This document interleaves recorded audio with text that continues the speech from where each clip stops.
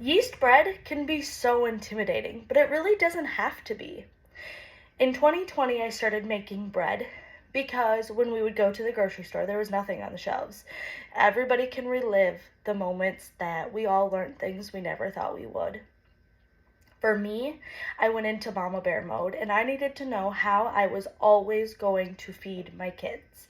I didn't want the concern of if I was going to go to the grocery store and find it or if I was going to have to learn how to make it. Since then, I have taken full pride in learning how to make yeast breads, grow my vegetables. We have expanded to a 40-acre farm at this point, so we are almost self-sustaining, which is really exciting. However, I know that people can still be very nervous about making yeast bread.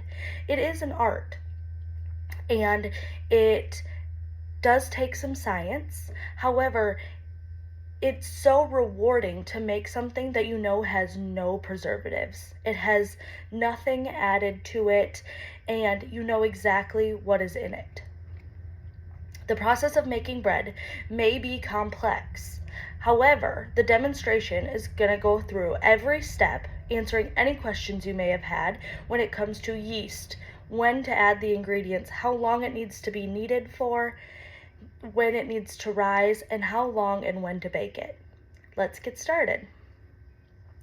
Let's start by talking about yeast. Let's move you down a little bit. This is both the same mixture, okay? Yeast is a very touchy thing.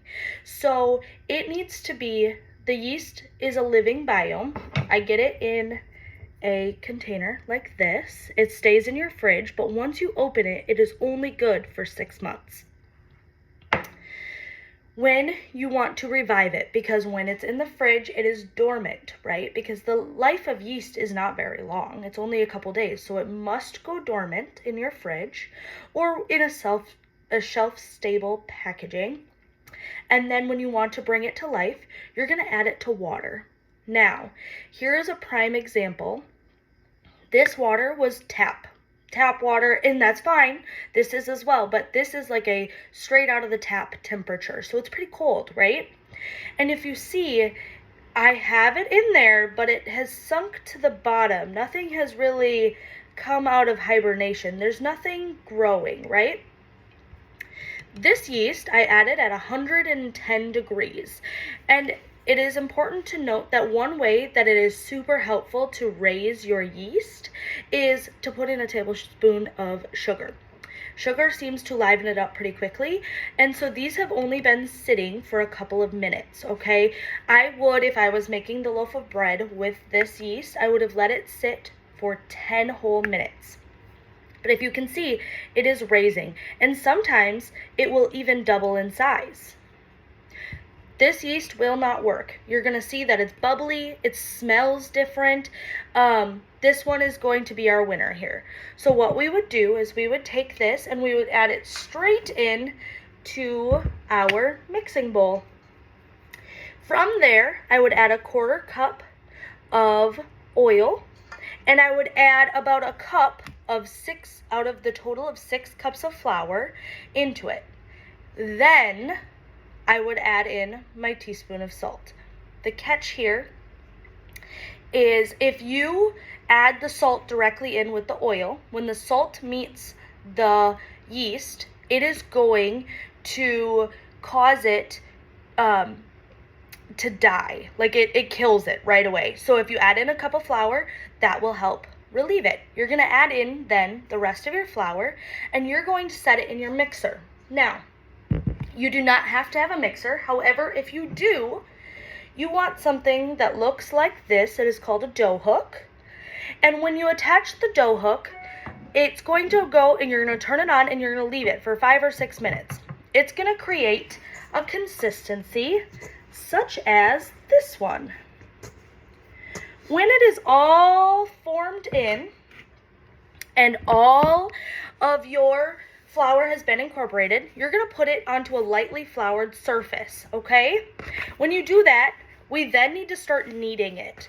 And it is important, I've made sure to add this into the presentation, how you knead bread is very important. You don't just want to like smash it, right? You want to help it and massage it. And pretty soon as you're massaging it, it doesn't usually take very long if you have a stand mixer. You're going to massage it until it forms this really nice ball. You're going to put a tablespoon of oil into your mixing bowl, place it in here, place a towel over the top, and let it sit until it's doubled in size. That's going to take about an hour. Once that dough has doubled in size, you're going to punch the dough. You're going to take it out. You're going to form it into your loaf of bread. And you're going to place it into a bread pan. Once it's in the bread pan, you're going to let it rise again until it's perfectly bubbled over. At that time, you're going to place it in an oven that has been preheated to 350 degrees, and you're going to let it bake for about 30 minutes. When that 30 minutes is up, it is going to come out to a golden brown top, if you can see.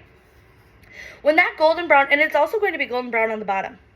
A good way to know if it is done is to take a thermometer, stick it in, and make sure it has reached 215 degrees. Now, that doesn't seem that hard, right?